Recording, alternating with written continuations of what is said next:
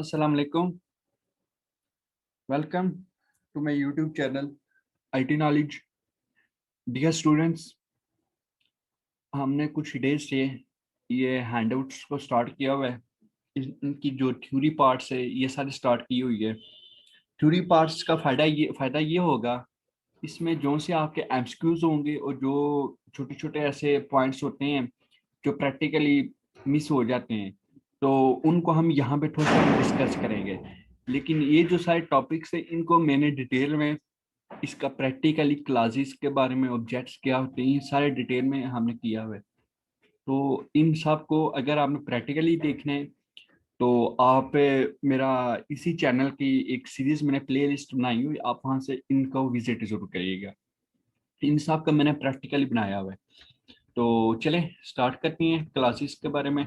आज हमने ये लेक्चर 26 से आज हमने इस लेक्चर को थोड़ा सा करना है। ओके, सबसे पहले है क्लासेस। क्लासेस क्या होते हैं?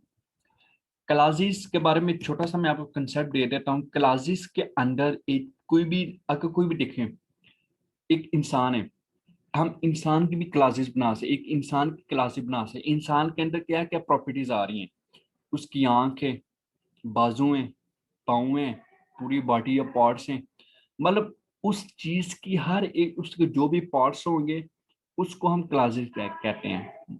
मिसाल के तौर पर अगर हम कोई एक एग्जांपल ले लेते हैं, बाइक। बाइक की अगर हमने कोई क्लासेस बनानी हो तो बाइक के अंदर क्या आता है? टायर आएगा, सीट्स कवर आएंगी, लाइट्स आएंगी, एक छोटी छोटी चीज जो उस बारे में होगी वो क्लासेस के अंदर हम डिफाइन कर सकते हैं।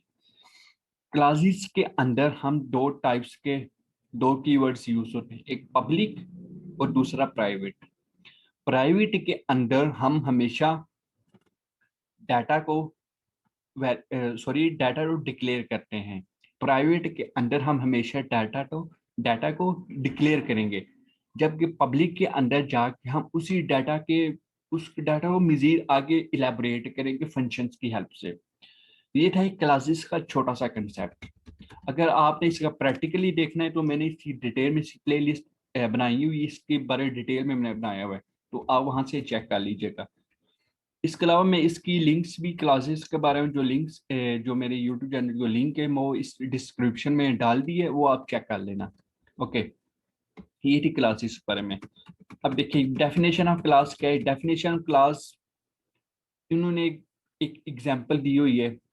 जो इसका स्ट्रक्चर है, क्लास नेम, क्लास इक्वल, उसके आगे नेम ऑफ क्लास, कोई भी हम नेम क्लास का नेम रखेंगे, फिर उसकी ब्रैकेट्स को ओपन और क्लोज ब्रैकेट्स को यूज करेंगे। ये छोटी सी एग्जांपल इन्होंने दी हुई है। उसके बाद है स्ट्रक्चर है, पहले इसको ऊपर से थोड़ा सा देख लेते हैं ऊपर क्या हो रहा है।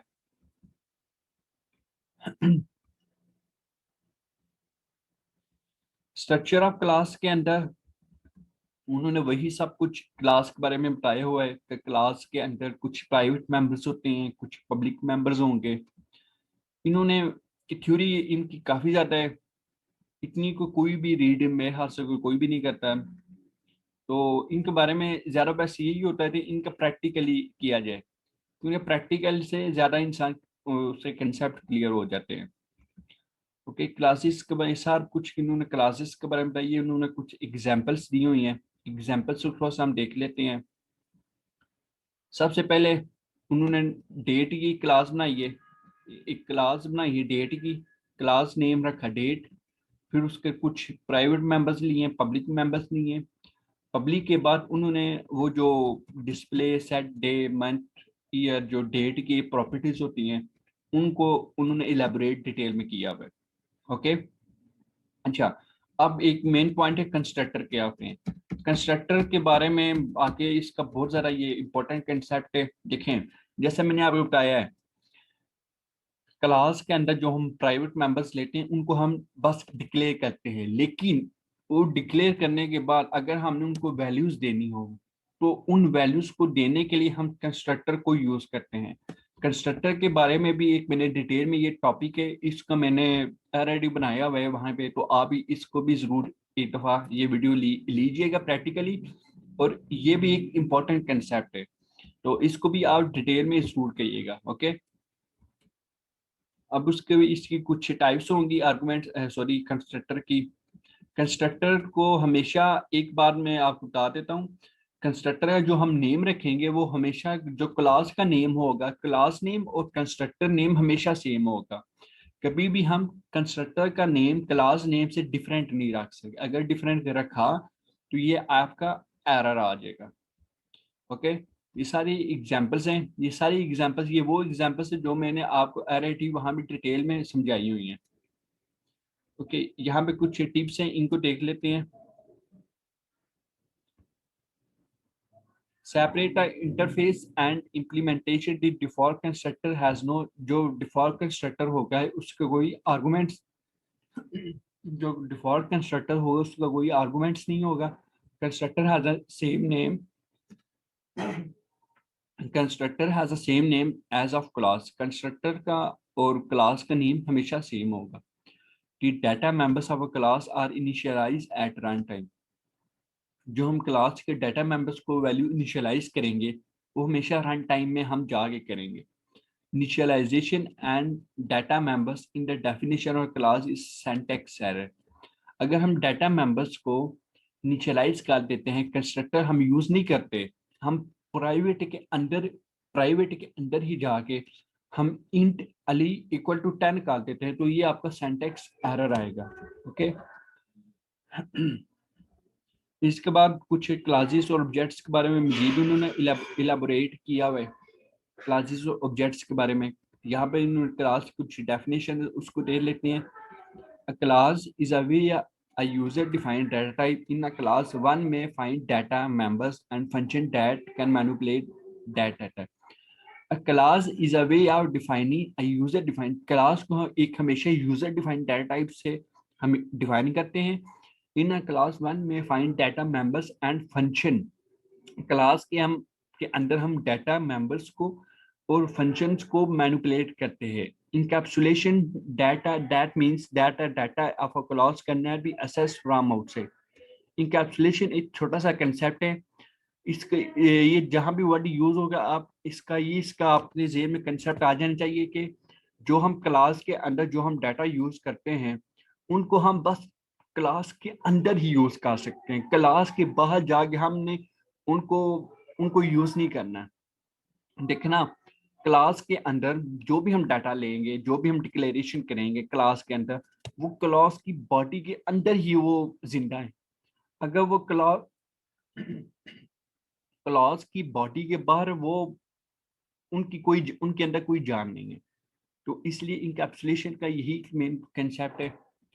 उसके बाद है, if a data is private it will be available only to member function of a class. अगर डाटा प्राइवेट है, वही मेन चीज रिपीट हुई है, इफ अगर डाटा वो प्राइवेट है तो वो एक हमेशा फंक्शन क्लास के फंक्शंस को ही यूज करेगा। ओके, इसके बाद है types of, I think so थोड़ा सा ये ऊपर मिस हो गए कुछ पॉइंट्स, हाँ यही है। कंस्ट्रक्टर, कंस्ट्रक्टर देख लेते हैं। Constructor is a special function called whenever we instantiate an object of a class. If we do not define a constructor function in a class, the C++ provides a default constructor.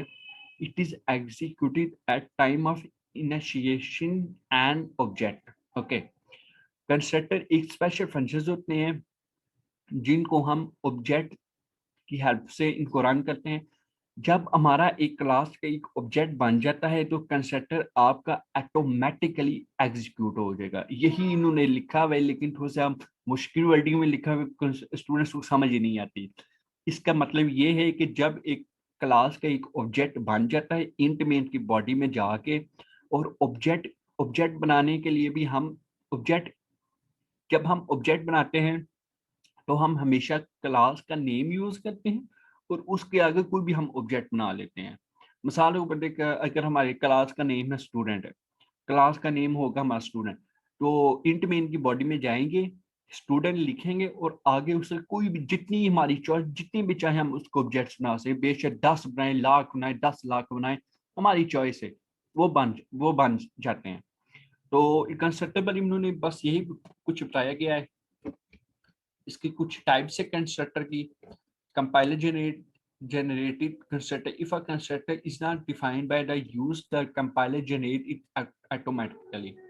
अगर कोई constructor हम define नहीं करते body में तो compiler इसको automatically execute कर देता है। ऑटोमेटिकली क्या होगा, अगर हमने उसको वैल्यूज नहीं दी तो वो वैल्यूज जीरो देगा। This constructor has no parameter. इस टाइप के कंस्ट्रक्टर को कोई पैरामीटर्स नहीं होते। ये जो कंपाइलर जेनेटिक कंस्ट्रक्टर होते हैं इनके कोई पैरामीटर नहीं होते। ये एमसीक्यूज में आपका आ सकता है। ओके, इसके बाद नीचे देख लेंगे simple constructor. The user defined constructor that takes no argument is called a simple constructor. एक यूजर डिफाइंड कंस्ट्रक्टर जिसका कोई आर्गुमेंट्स नहीं होते उसको हम सिंपल कंस्ट्रक्टर कहते हैं। पैरामीटराइज्ड कंस्ट्रक्टर में हम हमेशा वो होते हैं जिसके अंदर हम पैरामीटर्स पास करते हैं। पैरामीटर्स क्या होते हैं, पैरामीटर जब हम इंट मेन की बॉडी में जाते हैं तो वहां पे जो ऑब्जेक्ट्स बनाते हैं उन ऑब्जेक्ट्स के अंदर हम वैल्यूज को पैरामीटराइज करते हैं, पैरामीटर से पास करते हैं। ये पैरामीटर्स कैसे करते हैं ये सारी मैंने डिटेल में वहां पे ना इनकी प्रैक्टिकली बताया गया है।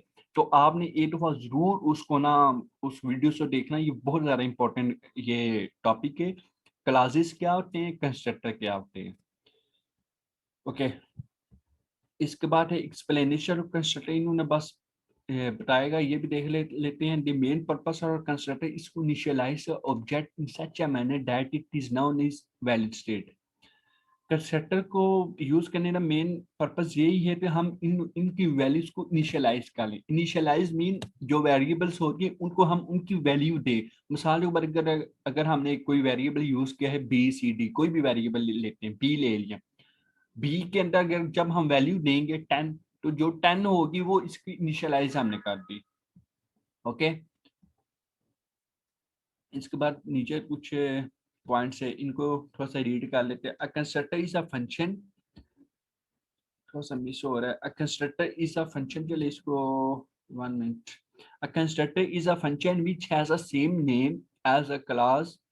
कंस्ट्रक्टर एक फंक्शन है जो जिसका सेम नेम होगा क्लास है। It has no return type, इसकी कोई रिटर्न टाइप नहीं होती, so it contains no return statement. तो इस तरह इसकी कोई रिटर्न स्टेटमेंट नहीं होगी। रिटर्न मीन क्या है, देखें, जब हम कंस्ट्रक्टर को बनाते हैं तो कंस्ट्रक्टर से पहले हम कोई इंट, फ्लोट, वॉइड यूज नहीं करते। हम सीधा जो डायरेक्ट जो क्लास नेम होगा उसको यूज करें और उसके बाद कंस्ट्रक्टर की बॉडी में फंक्शन बनाएंगे। इसको हम कंस्ट्रक्टर कहते हैं। यही इन्होंने कुछ बताया हुआ है यहाँ पे देख लेते हैं।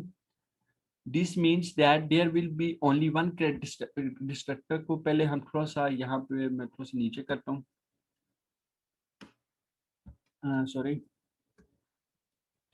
डिस्ट्रक्टर के बारे में नीचे बताया, the name of the destructor इसका सेम। अच्छा, मैं आपको वैसे बता देता हूँ इसके बारे में इन्होंने क्या लिखा हुआ है। जैसा कंस्ट्रक्टर के बारे में हम देखा है, वो वैल्यूज को इनिशियलाइज करता है। अगर कंस्ट्रक्टर हमने बना लिया, अगर हमने उसकी वैल्यूज को खत्म करना हो तो हम डिस्ट्रक्टर्स वाला स्टेटमेंट यूज करते हैं और उसको यूज करने के लिए हम ये वाला साइन यूज करते हैं। Okay, the destructor can not be overloaded. Constructor हमेशा ओवरलोड हो जाता है लेकिन डिस्ट्रक्टर कभी भी ओवरलोड नहीं होता। This means that there will be only one destructor for a class. तो इस तरह इसका मतलब यह हुआ कि इसको ये एक ही टाइप का डिस्ट्रक्टर, इसकी कोई टाइप्स नहीं होती। Destructor is automatically called when an object is destroyed. Destructor उस वक्त एग्जीक्यूट होगा जब वो डिस्ट्रॉय हो जाएगा। ओके, ऊपर कुछ है, ये भी इनको भी थोड़ा सा देख लेते हैं। डिस्ट्रक्टर कैन, यार destructor can not be overloaded. Destructor कभी भी ओवरलोड नहीं होता। That destructor takes no argument. और डिस्ट्रक्टर कभी भी आर्गुमेंट्स को पास नहीं करेगा। ओके, इसके नीचे कुछ करते हैं फिर अगेन। देख लगे नीचे कौन सा डाटा है इन्होंने बताया हुआ है। यार ये वही सारे पॉइंट्स है जो मैंने आपको प्रैक्टिकली इसका सारा बताया हुआ है। इसको हम बस थोड़ा सा रिवाइज कर रहे हैं। इसके बारे में हमने सारा डिटेल में, क्लासेस क्या होती हैं, ऑब्जेक्ट्स क्या होते हैं, कंस्ट्रक्टर क्या होते हैं, ये सारा हमने डिटेल में, बहुत अच्छे से डिटेल में एग्जांपल्स की हेल्प से हमने इसको किया हुआ है। तो आपने इसको ये दफा वो जो वीडियोस है उसको आपने जरूर देखना है। अगर आप देखें तो आपको फिर कुछ इसकी, इस प्रैक्टिकल, इस सॉरी इस थ्योरी की समझ आएगी। अगर आपको वो कंसेप्ट क्लियर है जो मैंने प्रैक्टिकली करवाया हुआ है, तो इसमें कोई इतना मुश्किल ये चीज नहीं है। अच्छा, मेमोरी एलोकेशन देख लेते। मेमोरी एलोकेशन क्या है, देखिए मेमोरी एलोकेशन सिंपल से कंसेप्ट आपको मैं दे रहा हूँ। जब हम डाटा को वेरिएबल से देते हैं, जब हम वेरिएबल्स को डाटा की हेल्प से देते हैं, तो जो मेमोरी के अंदर वो बैक एंड पे जो वो स्पेस लेगी, वो एलोकेट करेगी, उसको हम मेमोरी एलोकेशन कहते हैं। इसको हम मेमोरी एलोकेशन कहेंगे। इस ये जो छोटे छोटे पॉइंट्स हैं, ये जो अभी ये सारी, इसको बेशक आप स्किप भी कर रही हैं, इतने मुश्किल, इतने कोई इम्पोर्टेंस नहीं है। यहाँ पे देख लेंगे, the memory allocation in C plus plus is carried out with the use of an operator called new. जब हम मेमोरी एलोकेशन को सी प्लस प्लस से कैरी करते हैं, तो इसके लिए एक ऑपरेटर है न्यू का। जैसे इन्होंने नीचे एग्जाम्पल भी है, न्यू और इंट। न्यू एक वेरिएबल होगा और इंट आपका डाटा टाइप होगा। ओके, उसके नीचे कुछ देख लेते हैं क्या है। यार मैं आपको अगेन बता रहा हूँ, ये सारे वो पॉइंट्स जो हमने ऑलरेडी वहां पे किए हुए हैं यूट्यूब पे। इसको मैंने डिटेल में बहुत अच्छे से सारे ये पॉइंट्स को मैंने डिस्कस किया हुआ है। तो आप एक दफा वो जरूर देखिएगा वीडियोस को। अगर आप वो देखेंगे तो आपके छोटे छोटे कंसेप्ट इंशाल्लाह जरूर क्लियर हो जाएंगे। ओके, ये सारी एग्जांपल्स हैं। मुझे समझ नहीं आ रही इनको मैं कौन करूँगा। ये ऐसे ऐसे कंसेप्ट है जो दूसरी बुक्स में मौजूद ही नहीं है। अच्छा, ये एक बहुत ना इंपॉर्टेंट सा कंसेप्ट है, आपने ना इसको जरूर करना है। देखें, क्लासेस के अंदर भी हम डाटा को डिफाइन करते हैं, और स्ट्रक्चर वाला जो टॉपिक है उसके अंदर भी डिफाइन करते हैं। क्लासेस और स्ट्रक्चर के अंदर इतना ज्यादा डिफरेंस नहीं है, लेकिन अब हम देखते हैं इनके अंदर डिफरेंस है क्या। Structures and classes in C++ are quite similar. C++ structure is declared with the same keyword struct as in C. C++ structure can have data and member function. The difference between class and structure is of visibility. Structure को हम हमेशा struct keyword से define करते हैं। Structure के अंदर भी हम data और member functions include होते हैं। इन दोनों के दरमियान फर्क बस ये है, इनके अंदर स्ट्रक्चर के अंदर जो हम डाटा लेंगे उसको हम बात स्ट्रक्चर की बॉडी के बाहर यूज कर सकते हैं, लेकिन क्लासेस के अंदर हम जो डाटा लेंगे उसको बॉडी के बाहर हम यूज नहीं कर सकते। ओके, अब नीचे देखते हैं, नीचे कौन से हैं। New on constructor, delete, delete and clauses. Delete एक ऑपरेटर होता है जो कि आपके कंस्ट्रक्टर के अंदर, अगर किसी ने आपको, अगर कोई वेरिएबल अगर आपने डिलीट करना हो, तो उस वेरिएबल के पीछे आप डिलीट वाला कीवर्ड लिखें, तो वो डिलीट, तो वो जो डाटा होगा वो आपका डिलीट हो जाएगा। यही था कुछ, यही सब कुछ छोटे छोटे ऐसे पॉइंट्स। हाँ, ये जो टिप्स है इसको हमने जरूर करना है क्योंकि ये बहुत ज्यादा इंपॉर्टेंस है। ओके, ये देखें, classes are one way of extending the C++ language. Classes एक तरीका है जिसको हम आगे बहुत ज्यादा यूज कर सकते हैं। Whenever new operator is used, no member of bytes of size of operator is required. जब हम न्यू ऑपरेटर यूज कर लेते हैं तो हमें साइज ऑफ ऑपरेटर को यूज करने की कोई जरूरत नहीं होती। Whenever new operator is called to create an object, the constructor is also called for that object. जब हम न्यू ऑपरेटर जो फंक्शन, जब देखें न्यू मीन एक न्यू ऑब्जेक्ट बनाना, न्यू कोई न्यू चीज नहीं है। न्यू वही चीज है जो हमने सीखी हुई है, जो हमने पहले देखी हुई है। देखिए, जब हम एक न्यू ऑब्जेक्ट बनाते हैं तो उसी वक्त कंस्ट्रक्टर भी कॉल हो जाएगा कि यही इन्होंने कुछ बताया हुआ है। It is a good practice that one ever you right a class use a use a constructor function to initialize the data members to some meaningful values. The usual practice is to use constructor to allocate memory or system resources and destructor to deallocate or return the resources back to the system. जो एक common सी एक सी example है constructor की, जब हम constructor को memory allocate करते हैं, कंस्ट्रक्टर के अंदर जो हम डाटा एंटर करते हैं तो वो मेमोरी के अंदर वो सारी एलोकेट हो जाती है। तो अगर जब हम डिस्ट्रक्टर यूज करेंगे तो वो जितनी भी हमने जो जगह स्पेस मेमोरी के अंदर ले ली वो उसको सब डी एलोकेट कर देगा। डी एलोकेट मीन वो सारी स्पेस को फ्री कर देगा, मतलब वो डिलीट कर देगा। ओके, इसके बाद देख लेते हैं। In C language the region of memory allocate at run time is called heap. In C language the region of memory, जो मेमोरी के अंदर जो रन टाइम के अंदर जो मेमोरी एलोकेट होगी उसको हम हीप कहेंगे। However, in C++ the region of available memory is called free store। जबकि जो मेमोरी फ्री होगी, मतलब जो अभी यूज नहीं हुई, उसको हम फ्री स्टोर कहेंगे। There are different functions in C and C++ to manipulate memory at runtime। C और C++ के अंदर हम मेमोरी को मैनिपुलेट करने के लिए दो डिफरेंस होते हैं। However, all C functions are usual in C++ code। Okay, the memory allocated from free store or heap is a given system resources and is not returned back to the system unless explicit freed, use, delete or free operator। आप इन सब को आप इन सब points को एक दफा अच्छे से रीड कर लीजिएगा। ये सारे पॉइंट्स बहुत ज्यादा जरूरी हैं, तो इनको एक अच्छे से रीड। अगर इन ऐसे कोई पॉइंट जिसकी आपको समझ नहीं आती तो आप कमेंट बॉक्स में जरूर पूछिएगा। अच्छा, ये लास्ट वाला देख लेते हैं। While classes good programming practice to write private keyword explicitly define the fact that is default scope। Additionally, the good practice is to write public private। अच्छा, इन्होंने बताया क्या हुआ है? इन्होंने यही बताया हुआ क्लासेस के अंदर हम दो कीवर्ड्स यूज करते हैं, प्राइवेट और पब्लिक। प्राइवेट कीवर्ड भी हमें यूज करना है, पब्लिक कीवर्ड्स भी यूज करना है। एक अच्छे प्रोग्रामर्स की ये निशानी होती है, तो वो दोनों जो रूल्स होते हैं C++ उनको फॉलो करें।